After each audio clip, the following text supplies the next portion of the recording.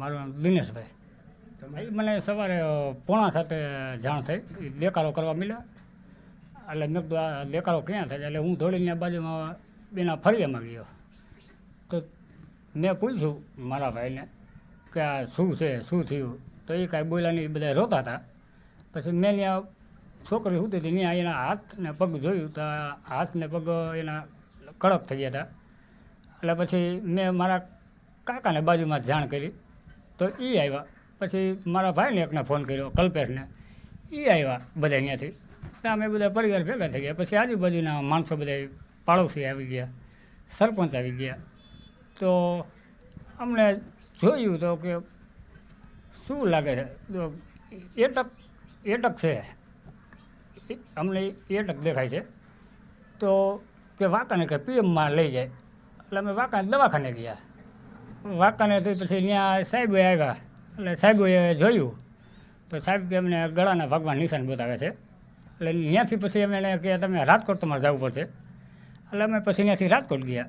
પછી તો એના અમે બધી પૂછપરછ કરી ભાઈને અને બેનને. કીધું આ બનાવ શું છે, હકીકતમાં તમે કયો, જે હોય તે સત્ય તમે બોલો.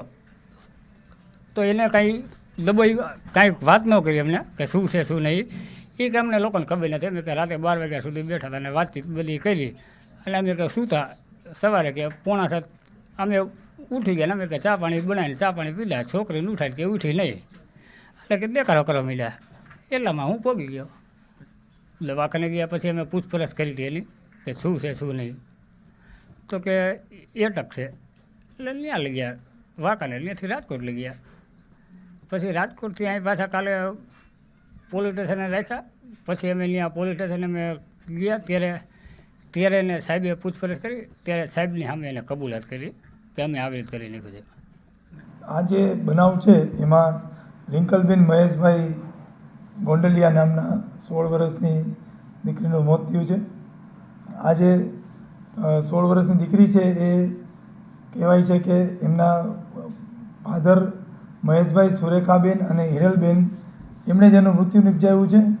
મૃત્યુ નિપજાવવાનું કારણ ખાસ એવું છે કે આ રિંકલબેન છે એ એના મોટા બેન જે હિરલબેન છે એમની સાસરામાં નણંદના નણદોયા સાથે એનું અફેર હતું. જેના કારણે નણંદ અને નણદોયાના છૂટાછેડા થઈ ગયા. એટલે હિરલબેનના ઘરમાં ઝઘડો પહોંચ્યો. ઝઘડો એમને આ પોતાના માવતર સુધી પહોંચાડ્યો અને ત્યાં આવીને દીકરીને સમજાવટ કરી હતી. પણ દીકરી પોતાના સંબંધને છોડવા માંગતી ન હતી. જેનાથી નારાજ થઈને એમના પોતાના જ પિતા મહેશભાઈ, એની પોતાની જ માતા સુરેખાબેન અને હિરલબેન એના બેન ત્રણેય ભેગા થઈ અને મોત નિપજાવ્યું. જેમાં એના પિતાએ એના પગ પકડી રાખ્યા, બેને એના હાથ પકડી રાખ્યા અને માતાએ ઓશિકાથી ટૂંપો દઈ અને નાક રૂંધીને મારી નાખવાની ટ્રાય કરી.